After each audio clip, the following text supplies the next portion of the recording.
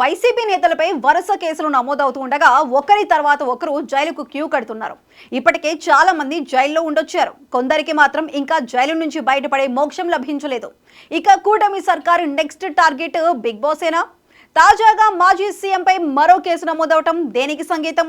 లోకేష్ మొన్నటి ఢిల్లీ టూర్లో జగన్ అరెస్టుకు కేంద్ర పెద్దల అనుమతి తీసుకున్నారా? వైసీపీ అధినేత అరెస్టుకు అడుగు దూరంలో ఉన్నారా?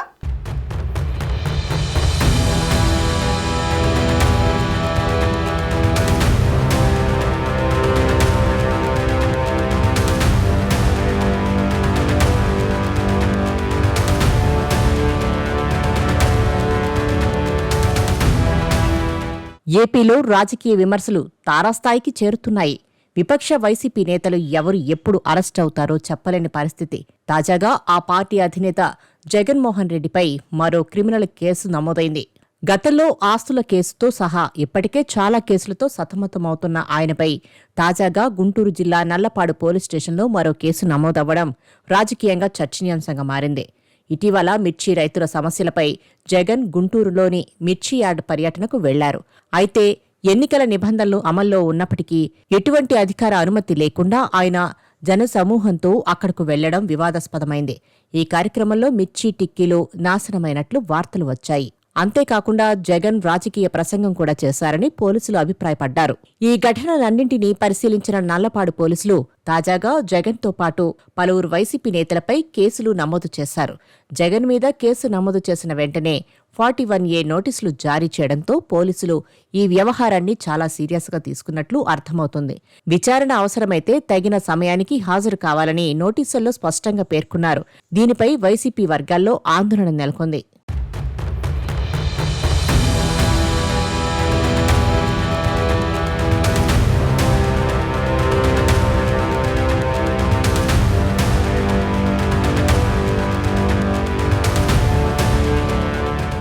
ఇప్పటికే ఆదాయానికి మించిన ఆస్తుల వ్యవహారంలో 24 కేసులున్న జగన్పై మొన్న వైసీపీ కార్యకర్త సింగయ్య మరణంపై ఓ కేసు నమోదైన సంగతి తెలిసిందే. జగన్తో పాటు నాడు గుంటూరు మిర్చి యార్డ్కు వెళ్లిన అంబటి రాంబాబు, లేళ్ల అప్పిరెడ్డి, మాజీ ఎంపీ మోదుగుల వేణుగోపాల్రెడ్డి, గుంటూరు మాజీ మేయర్ కావటి మనోహర్ నాయుడు తదితరులపై నల్లపాడు పోలీసులు కేసు నమోదు చేశారు. ఈ మేరకు నిందితులపై కేసులు నమోదు చేయడంతో పాటు వారికి 41A నోటీసులు జారీ చేశారు. రాజకీయ నేతలన్నాక కేసులు నమోదు వరకు అందరికీ ఓకేగాని ఓ సీఎం హోదాలో 5 ఏళ్ల పాటు పనిచేసిన జగన్ లాంటి నేతలను ఇలాంటి చిన్న చిన్న కేసుల్లో విచారణ కోసం పోలీస్ స్టేషన్కు పిలిపిస్తే అది సంచలనమే అవుతుంది. పోలీసుల స్పీడ్ చూస్తుంటే జగన్ను విచారణ పేరిట పోలీస్ స్టేషన్కు పిలిచినా ఆశ్చర్యపోవాల్సిన అవసరం లేదన్న వాదనలు వినిపిస్తున్నాయి. అదే జరిగితే జగన్ రియాక్షన్ ఎలా ఉంటుందన్నది తేలాల్సి ఉంది.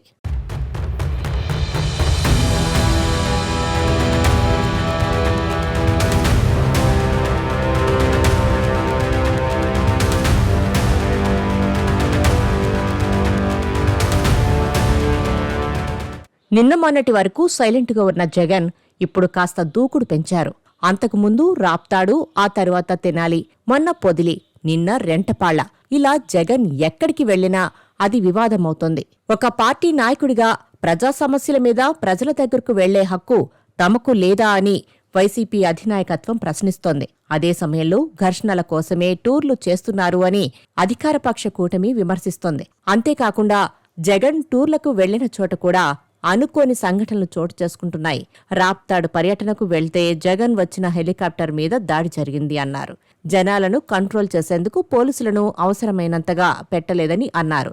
అయితే వైసీపీ నేతలు కేడర్ వల్లనే అలాంటివి జరిగాయని, ఎక్కువ మందితో జన సమీకరణ చేయడం ద్వారానే ఇలాంటివి చేస్తున్నారు అని కూటమి బదులిచ్చింది. తెనాలిలో సైతం భారీగా జనాలతో రావడంతో గందరగోళం ఏర్పడిందని విమర్శలు వచ్చాయి. పొదిలిలో అయితే ఏకంగా పోలీసుల మీద, మహిళల మీద వైసీపీ కార్యకర్తలు దాడులు చేశారు అని కేసులు కూడా పెట్టారు. ఇక రెంటపాల పర్యటనలో ఏకంగా జగన్ మీదనే కేసు ఫైల్ అయింది.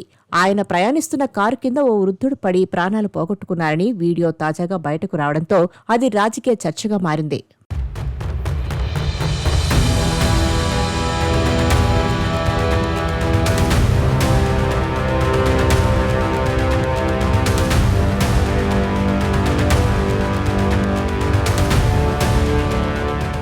జూలై 8న వైఎస్సార్ జయంతి వేడుకలు ఉన్నాయి. ఆ రోజు నుంచి జగన్ జిల్లాల పర్యటనకు శ్రీకారం చుడతారు అని అంటున్నారు. జగన్ మీద వరుస కేసులు చూస్తుంటే తమ నేతను ఇక జనాలకు దూరం చేయడంతో పాటు బయటకు తిరగకుండా కట్టడి చేసే ఎత్తుగడ కూడా ఉందని అనుమానిస్తోంది వైసీపీ. దానికి విరుగుడుగా జగన్ నిరంతరం జనంలో ఉండేలా వైసీపీ ప్లాన్ చేస్తోందని అంటున్నారు. ఏపీలో కూటమి ప్రభుత్వం అధికారంలోకి వచ్చి ఏడాది దాటిన నేపథ్యంలో జనంలో వ్యతిరేకత మెల్లగా పెరుగుతుందని, దాంతో జనం మధ్యనే వెళ్లి ప్రభుత్వాన్ని నిలదీస్తే ఫలితం ఉంటుందని వైసీపీ భావిస్తుంది. అంతేకాదు, జనం మధ్యలో జగన్ ఉంటే రేపటి రోజున ఆయనను అరెస్టు చేయాలని చూసినా వచ్చే స్పందన వేరే లెవెల్లో ఉంటుందని అంటున్నారు.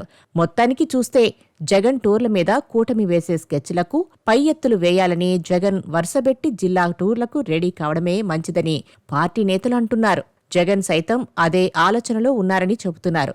జగన్ జిల్లా టూర్ల ప్రకటన వస్తే కనుక కూటమి వర్సెస్ వైసీపీ అన్న రాజకీయ యుద్ధం మరింతగా పెరుగుతుందా అన్నది చర్చనీయాంశమవుతుంది.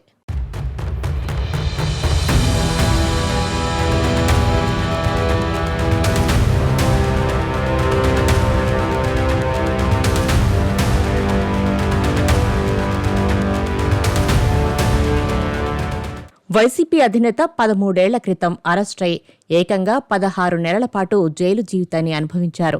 అప్పటికి ఆయన రాజకీయంగా యువనేత.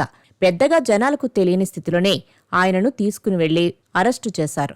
ఆ తర్వాత బెయిల్ వస్తుందని అనుకుంటే చాలా నెలలే జైలు గోడల మధ్య ఉండిపోవాల్సి వచ్చింది. బహుశా అదే జగన్ని రాటుదేలేలా చేసింది అని అంటారు. ఇక 2013 సెప్టెంబర్లో విడుదలైన జగన్ నాటి నుంచి 12 ఏళ్ల పాటు బెయిల్ మీదనే ఉన్నారు. ఈ మధ్యలో ఆయన ప్రధాన ప్రతిపక్ష నేతగా, ముఖ్యమంత్రిగా మళ్లీ విపక్ష నేతగా మారుతూ వచ్చారు. ఆయన మీద ఉన్న సీబీఐ కేసుల కారణంగా మరోసారి జైలుకు వెళ్తారు అని అనుకుంటే వేరే కేసుల్లో ఆయన అరెస్ట్ అయి జైలుకు వెళ్తారా అన్న చర్చకు వస్తోంది. జగన్ని లిక్కర్ స్కామ్ కేసులో అరెస్టు చేస్తారు అని 2 నెలల క్రితం దాకా బాగా ప్రచారం జరిగింది.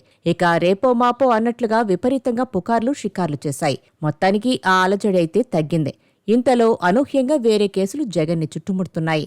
జగన్ మీద తాజాగా A2 నిందితుడిగా ఒక కేసు ఫైల్ అయింది. రెంటపాళ్లకు వెళ్లే క్రమంలో జగన్ కారు కింద పడి ఒక వృద్ధుడు మరణించాడు అని 2 రోజుల క్రితం పోలీసులు నిర్ధారించి జగన్ని A2గా ఆ కేసులో చేర్చారు. ఇక తాజాగా తాడేపల్లిలోని ఆయన ఆఫీసుకు వెళ్లి మరీ నోటీసులిచ్చారు. పోలీసులు విచారణకు ఎప్పుడు పిలిస్తే అప్పుడు వెళ్లేందుకే ఈ నోటీసులు అని అంటున్నారు. జగన్ని విచారణకు పిలిపించి అరెస్టు చేస్తారన్న చర్చ కూడా సాగుతోంది. జగన్ని జైల్లో పెడితే అది ఆయనకు లాభమా నష్టమా అన్నది కూడా హాట్ టాపిక్ గా మారింది. అయితే ఒక వృద్ధుడు తన కారు కింద పడినా జగన్ పర్యటన చేసుకుంటూ ముందుకు పోవడంతో ఆయనను అరెస్టు చేసినా సానుభూతి రాదు అని కూటమి వైపు నుంచి వినిపిస్తున్న వాదన. ఇంతకీ జగన్ అరెస్టు అవుతారా, ఆయనను జైల్లో పెడతారా అంటే వేగంగా మారుతున్న పరిణామాలు చూస్తే కనుక ఏమో జరగవచ్చేమో అన్న చర్చ అయితే ఉంది. చూడాలి మరి ఏం జరుగుతుందో.